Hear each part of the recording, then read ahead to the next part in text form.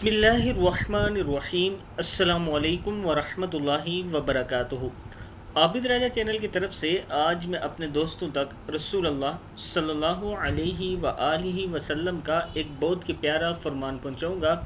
اس سے پہلے میں اپنے تمام دوستوں سے گزارش کروں گا کہ اس ویڈیو کو آپ نے آگے ضرور شیئر کرنا ہے اور اس حدیث پر ضرور عمل کرنا ہے۔ تو شروع کرتے ہیں آج کا لیسن۔ بسم اللہ الرحمن الرحیم۔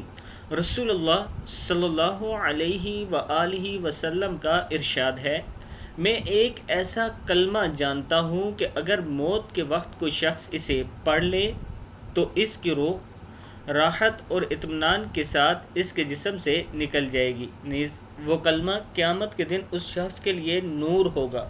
وہ کلمہ ہے لا الہ الا اللہ۔ کنز الاعمال میں یہ موجود ہے، آپ دیکھ سکتے ہیں۔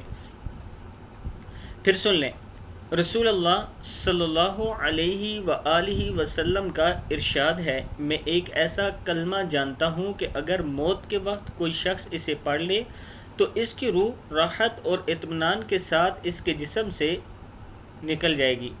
وہ کلمہ قیامت کے دن اس شخص کے لیے نور ہوگا۔ وہ کلمہ ہے لا الہ الا اللہ۔ کنز الاعمال۔